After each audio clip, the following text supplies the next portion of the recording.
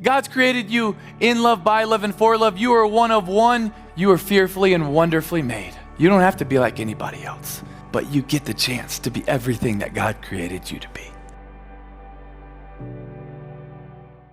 Albert Einstein was boarding a train in Boston, and the conductor's coming back to take everybody's tickets. And as he's taking tickets, he sees, oh shoot, that's Albert Einstein. Like, dang. And so when he gets to Albert Einstein, he sees Albert Einstein. Can I have your ticket, sir? And Albert Einstein's looking in his pockets, in his jacket, in his coat, in his briefcase. He can't find it. And he's like, hey, you're totally good. I know who you are. You're Albert Einstein. I got you. You're totally good. Don't worry about it. I got you. So he keeps going and he punches everyone's ticket and he keeps punching. And every now and then he turns back because he wants to see one of the most famous men in the world, one of the smartest men in the world, one of the most iconic men in the world is on his train. So he keeps looking back. But every time he looks back, he sees Albert Einstein is still going through his jacket, going through his pants, going through his briefcase, still looking for his ticket. And he's like, man, hey, Mr. Einstein, don't worry about it. I got you. And so he keeps going and he punches the rest of the tickets and he gets to the end and he looks back and Albert Einstein is still going through his luggage looking for this ticket. And he walks back and said, Mr. Einstein, I got you. I know who you are. And Albert Einstein said, yeah, I know who I am too. The problem is I don't know where I'm going. Isn't that why we're here though? So that the next generation knows who they are and where they're going. That's ultimately why we're here, is so that every boy and girl knows how valuable, how loved, how special, how unique, how one of one, how gifted, how incredible they are. That there's not one life, not one kid that's an accident, that's here by happenstance. But everyone has an incredible gifting that is loved by the creator of this universe. But you see, what's also happening is some crazy stats. Did you know that 12% of our daily thought are spent some form of comparison? Why? Because we're told that we need to look like somebody else. I need to dress like somebody else. I need to change and adapt to be like somebody else. But when you know the truth is, God didn't create you to be like anybody else. He created you and every boy and girl in love, by love, and for love. And if God wanted you to be like somebody else, he would have made you like somebody else. 57% of high school girls experience persistent feelings of sadness or hopelessness in 2021. And just this last year, 1 in 5 high school students seriously considered suicide. 1 in 5. 2 nights ago, I finished an event and I was getting on a plane and I was opening just letters that I had been given. And just ironically happened to open this letter from a student at Harvard. And this is his words, his opinion, not mine, but he shares, Harvard breaks people. For this first time, our exceptionalism isn't enough. More than half of all Harvard students experience symptoms of depression during their 4 years. Other students often struggle finding their purpose in an environment of vanity. For so many, their thirst for meaning. We're trying to find our love and our purpose, but it goes unquenched. I was just 2 nights ago when I was opening that letter and I thought, man, how much does that fit why we're here tonight? When talented, amazing boys and girls are still looking for their purpose and their meaning, but it's going so many times unquenched because we're looking in so many different directions. When ultimately, what if we just told them the truth? The truth of how valuable every life is. The truth how important their life is. The truth is how loved they are by the creator of the universe.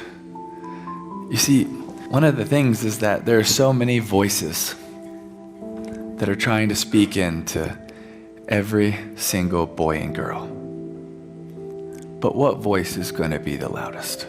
When I was a freshman at the University of Florida, I was so excited to be at Florida. I was so excited to start my freshman year, and the year started really well. And the first few games were going, the season was going great for us. And what was so fun is that every home game, we would leave the hotel we would stay at. We'd get on a bus and we'd drive to the stadium. But before we walk in the stadium, we walk through something called the Gator Walk. And for an average game, there'd be 15, 20,000 fans. And for a big game, could be 30, 35,000 fans. And they would be packed, absolutely losing their minds, so excited for the game. And you want to talk about getting ready for a game and being excited? Like, you walk by 35,000 fans that are screaming for you, cheering for you, like you were amped, you were ready to play. It is so motivating. But you see what happened after a few games is I would start walking down this Gator Walk, and I would be high-fiving fans, and then I would see some fans with my jersey on, and I would start to think to myself, dang, I might have made it. I might be pretty cool. I might be somebody. Yeah, that's kind of sweet. That's awesome. But you see, then I would walk a few more feet and I would see a mom and her son, and she would say, hey, Timmy, I just want you to know you're our son's role model. And I'd start to think, not if you knew me on my worst day. I wouldn't be yours or your son's role model. Not if you saw my worst thoughts, my worst days, my worst actions, my worst words. I wouldn't be your role model. And then I would keep going, and then you'd have some of the whatever team we're playing, some of their fans sneak in there, and they would say things that I can't repeat, especially here, to you. And then you would have want to have an outburst of anger to respond, and you would have all those thoughts. And then you would get to the end, and there would be all the media that would want to get a final quote or follow you walking in or whatever they wanted to do. That was most of the time somewhat kind of get in the way. And you would realize, man, I'm going to be evaluated, and people are going to make a judgment on me based on whatever happens the next 3 hours. And so you would have all those voices of fear. Dang, will people like me? In doubt. Am I good enough? So it was crazy. This whole walk there would be all these voices. There would be voices of pride and arrogance of, man, I'm somebody. There would be voices of guilt and shame because of my worst days. There would be voices of anger. There would be voices of, I'm just not enough. Too much pressure. All of these voices. So I had to do something. And so I got the little iPod thing back in the day, because I'm old, and the little thing with the circle around it, you had to like run it back. And so I got that with my little headphones, and I'd put one headphone in, and I'd let the other one go, and I'd put it in my jacket, and I would be the first one off the bus, and I would hug all my teammates and let them pass. Then I'd be the last one through the Gator Walk, and I would put back the other one in. Because when I could listen to these voices, I wanted to hear a different voice. And I would hit play on a song called The Voice of Truth by Casting Crowns. And it says, the voice of truth tells me a different story. The voice of truth says, do not be afraid. The voice of truth says, this is for my glory. Out of all the voices calling out to me, I will choose to listen and believe the voice of truth. You see, I don't have to sit there and listen to that voice of arrogance and pride, because I know I'm saved by grace. I also know that I don't have to listen to that shame and guilt, because I get to look back and be reminded I'm not defined by my sin, but I am defined by the cross, and that it counted for me. And I know that, you know what? It is a lot of pressure, but I'm more than a conqueror through him who loved me.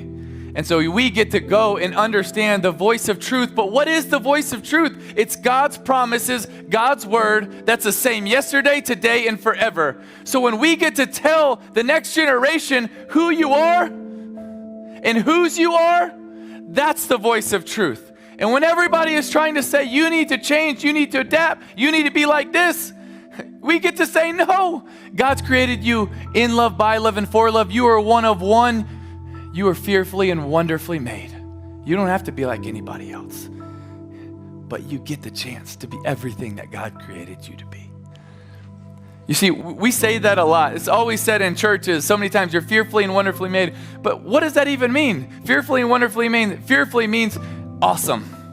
And wonderfully means unique and set apart. And I've been fortunate to get to travel a lot of places around the world. And I've seen so many of the different wonders of the world, some of the natural wonders, some of the ancient wonders, so many unique things. Just last year we were in Egypt and we were in the pyramids, and it's so cool. And we were on Table Mountain and been to so many of these cool places. And some of them are really exciting, but I gotta be honest, some of them are overrated. They really are. It's like, dang, this was so built up. It's one of the 7 natural wonders of the world. There's so many cool things. And you know what's interesting? When you actually get there and you see some of them, you realize that it's not actually even that all of them are necessarily that amazing. I mean, they're really cool. But really, so many reasons why we say that, it's because they're unique and set apart. They're different than most other things. But did you know that you and every other man, woman, boy, or girl is more awesome, more unique, and more set apart than any of the 7 wonders of the world? You see, what happens when you understand that about your life is it doesn't give you arrogance. It gives you confidence that I know that the God of this universe created me for a purpose. And as long as I have breath, I do have purpose. I'm not here by happenstance, and I'm not here by an accident. And when a life understands that, and when a life hears that, and when a life knows that, everything changes. Everything changes. And so when you hear this, and the purpose and the love and the meaning is going unquenched, what happens when he knows that he's loved and he's valuable and he's one of one? Everything changes. Did you know our English word education comes from a Latin word meaning to lead into? And do you know why we're here? Is to lead every one of these boys and these girls into their purpose, into their calling, into knowing how loved and how valuable they are. You see, part of why we're here is so that they hear the voice of truth, so that they know how loved they are. But then it's to also teach them and challenge them to live out their calling. What does calling even mean? Best definition I've ever heard is an urgent and divine invitation to accept responsibility for a particular task. An urgent and divine invitation to accept responsibility for a particular task. And you know what's so awesome is every single one of us has a calling and a purpose and a plan. And I believe it's urgent. I also believe it's divine. But the question is, will we accept responsibility for that? Will you accept responsibility? Will I accept responsibility? And then will we also accept responsibility for telling the next generation that there's a great purpose and a plan for their life?